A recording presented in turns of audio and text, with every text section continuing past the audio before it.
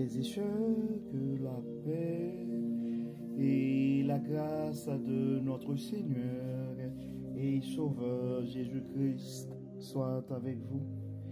Ici et de Redemption Ministries pour notre dévotion matinale pour ce jeudi 8 août 2024. Et toujours dans la mission de vous accompagner journée après journée, réveil après réveil, semaine après semaine, mois après mois, sur le chemin du royaume de Dieu. Car l'essentiel, frères et sœurs, est dans le royaume de Dieu. Et la force est en Dieu. La guérison est en Dieu, la délivrance est en Dieu, l'abondance est en notre Dieu, frères et sœurs, la sagesse est en lui et surtout l'espérance. Et c'est pourquoi nous répétons à chaque instant, frères et sœurs, cherchons d'abord le royaume de Dieu et sa justice, et toutes les autres choses nous seront données en plus. Donc, bon réveil, mon frère, bon réveil, ma soeur. C'est ici la journée que l'Éternel a faite et qu'elle soit pour nous un sujet de gloire et de louange. Oui, nous devons bénir le nom de notre Dieu, frères et sœurs, et car il nous a fait du bien. Nous respirons ce matin. Nous sommes comptés parmi les vivants. Beaucoup n'ont pas survécu cette nuit. Beaucoup ne se sont pas réveillés ce matin. Donc, nous rendons grâce à Dieu pour ses bienfaits et envers nous, et frères et sœurs. Donc, l'objectif de notre dévotion matinale, c'est de nous donner cette occasion-là de pouvoir nous réveiller avec Dieu. C'est nous donner un prétexte à tous les matins pour nous attacher à notre Dieu.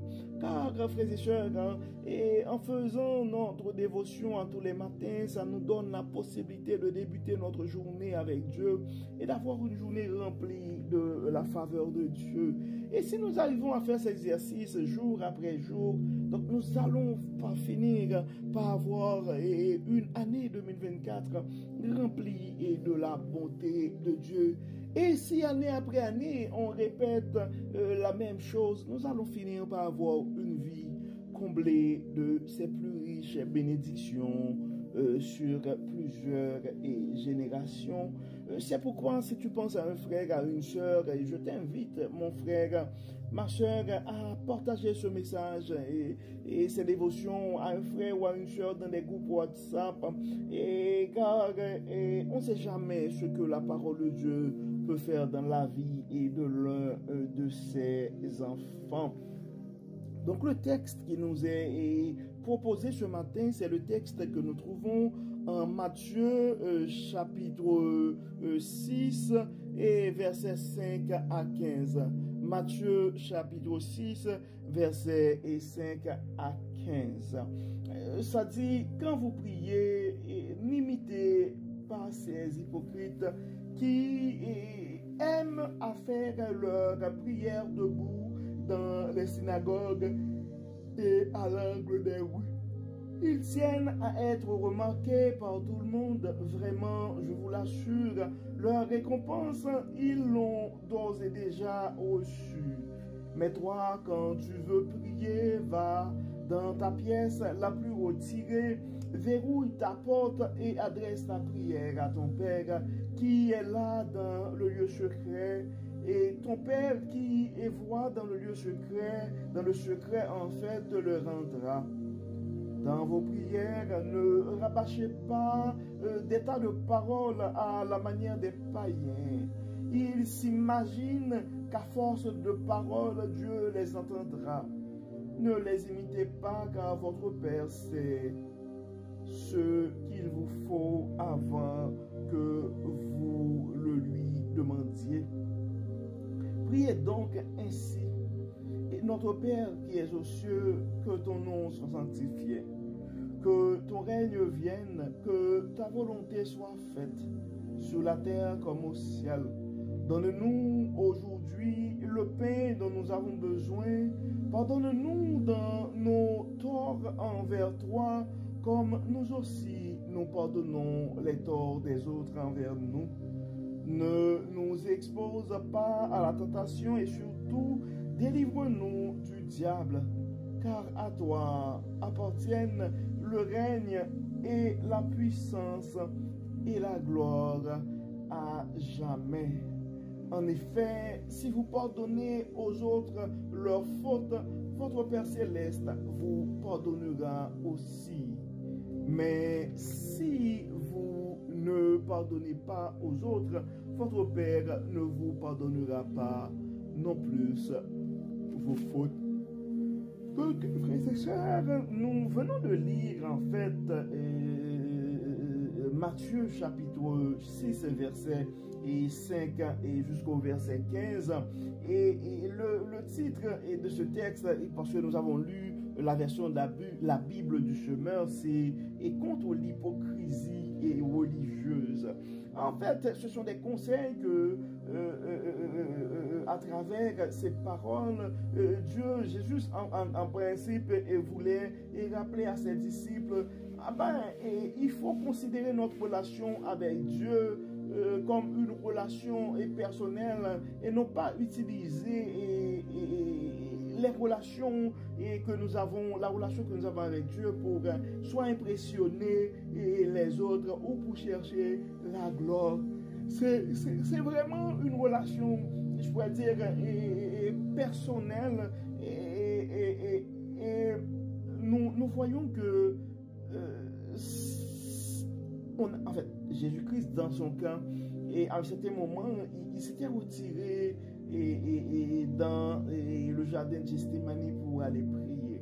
Et ici, on voit que ça dit dans vos prières, nous sommes dans le verset 7 et dans le chapitre 6 et de l'évangile selon saint Matthieu, dans vos prières, ne rabâchez pas des tas de paroles à la manière des païens.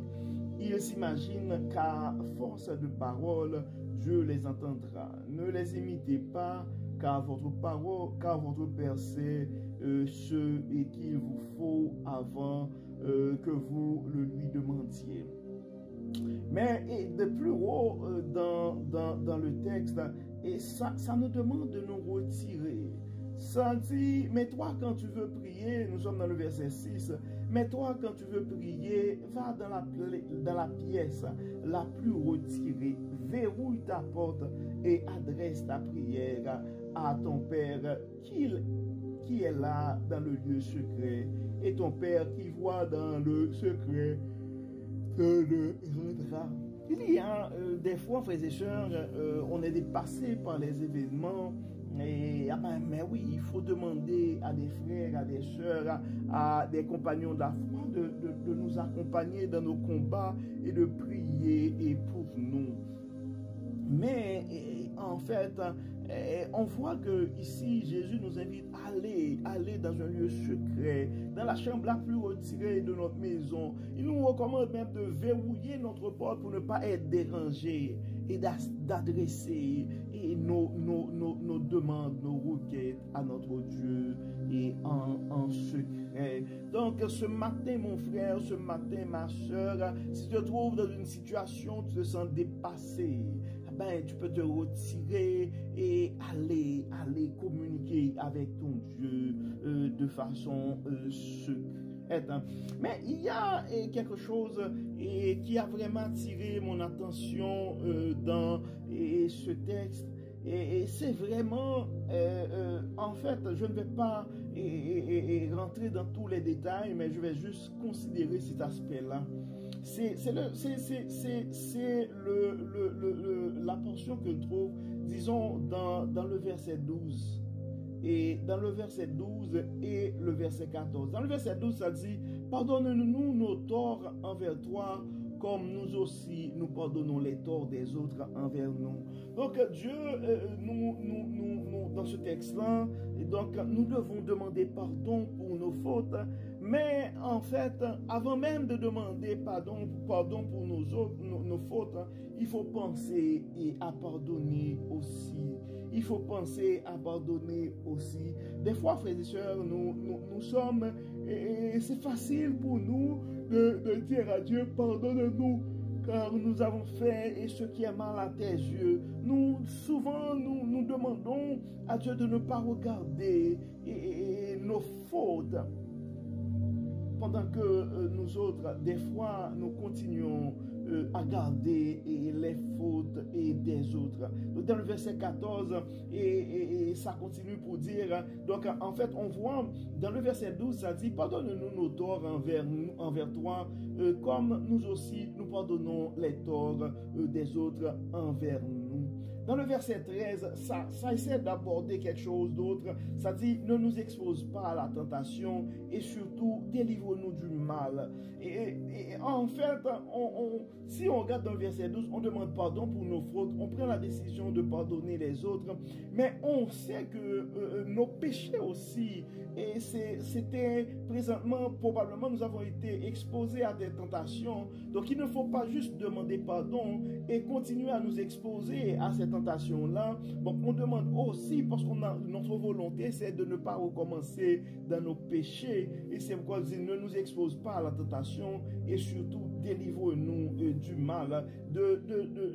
Car c'est à toi qu'appartiennent la puissance, la gloire et à jamais. Mais dans le verset 14, ça revient encore sur le pardon des autres. Ça dit, en effet, si vous pardonnez aux autres leurs fautes, votre Père céleste vous pardonnera aussi.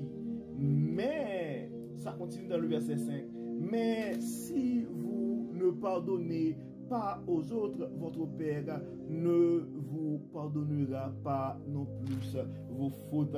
Donc, je pense que, frères et sœurs, ces deux versets, ce sont des versets que nous avons à retenir ce matin. En fait, ça parle de l'hypocrisie et religieuse. Et quand on regarde ce texte, on essaie de critiquer les gens qui... Et en fait, les hommes qui, pour se faire remarquer, ils font des prières dans les coins de rue, les hypocrites généralement. Et quand on lit ce texte, on essaie de regarder quelle personne qui a l'air de ces hypocrites-là. Mais en fait, la parole, c'est pas un moyen pour condamner les autres, mais c'est une occasion que Dieu nous donne, nous autres, pour nous rattraper. Et des fois, on est hâte à condamner les autres, mais on oublie souvent nos fautes. Et de la même manière, on est prêt à demander à Dieu de ne pas regarder nos fautes pendant que nous autres, nous gardons la faute et les fautes des autres. Donc, dans Matthieu chapitre 6, versets 14 et 15, je pense que c'est vraiment le message de Dieu à nous ce matin.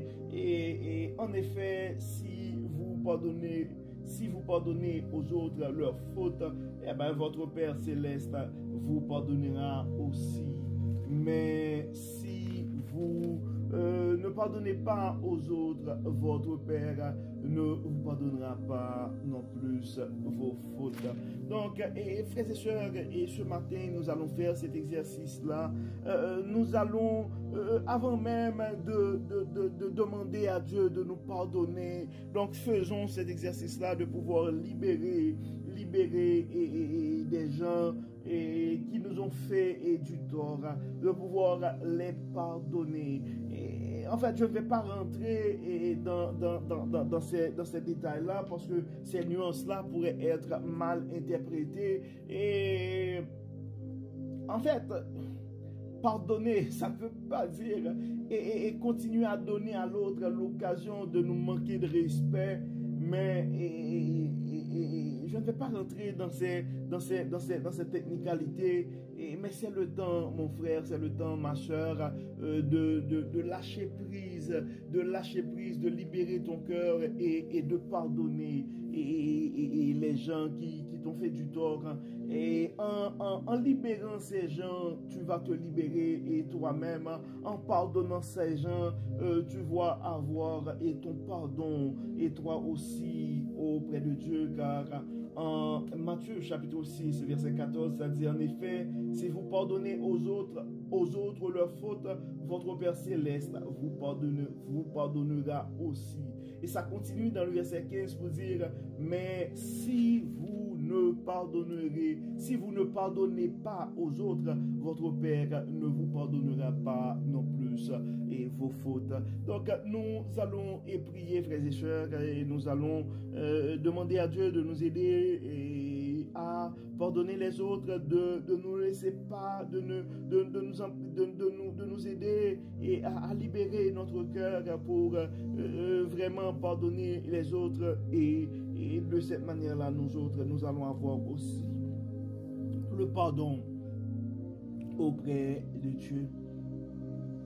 Dieu clément, Dieu de bonté, Dieu de miséricorde, nous te disons merci Seigneur pour ton amour, merci pour ta grâce, merci pour ta fidélité et surtout merci Seigneur pour ta patience envers nous.